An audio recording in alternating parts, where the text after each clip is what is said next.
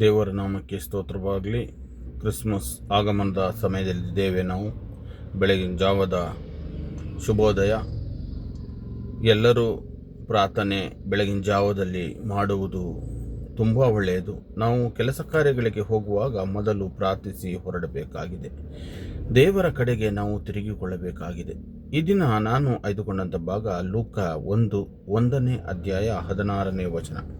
ಇಸ್ರಾಯೇಲರಲ್ಲಿ ಅನೇಕರು ಅವರ ದೇವರಾದ ಸರ್ವೇಶ್ವರನ ಕಡೆಗೆ ಮರಳಿ ತಿರುಗಿಸುವನು ಎಂಬುದಾಗಿ ದೇವರ ವಾಕ್ಯ ಹೇಳುತ್ತದೆ.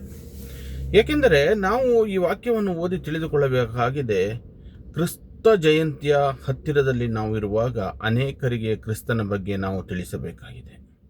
ದೇವರ ಕಡೆಗಳಲ್ಲಿ ಅನೇಕರು ತಿರುಗುವಂತೆ ನಾವು ಮನವೊರಗಿಸುವಂಥ ವಚನಗಳನ್ನು ಹೇಳುವ ಜವಾಬ್ದಾರಿ ಒಬ್ಬ ಕ್ರಿಸ್ತನ ಮೇಲಿದೆ, ಒಬ್ಬ ದೀಕ್ಷಾಸ್ಥಾನ ಪಡೆದವನ ಮೇಲಿದೆ. ನಾವು ಕ್ರಿಸ್ತನ ಬಗ್ಗೆ ಅನೇಕರಿಗೆ ತಿಳಿಯಪಡಿಸೋಣ. ಕ್ರಿಸ್ತ ಜಯಂತಿಯ ಮಹತ್ವದ ಬಗ್ಗೆ, ಕ್ರಿಸ್ತನು ಭೂಲೋಕಕ್ಕೆ ಧರೆಗಿಳಿದು ಬಂದ ಒಂದು ವಿಷಯದ ಬಗ್ಗೆ ನಾವು ಅನೇಕರಿಗೆ ತಿಳಿಯಪಡಿಸುವುದು ನಮ್ಮ ಜವಾಬ್ದಾರಿಯಾಗಿದೆ. ನಾವು ಇನ್ನು ಮುಂದಾದರೂ ಅದಕ್ಕೆ ಪಾಲ್ಗೊಳ್ಳೋಣ.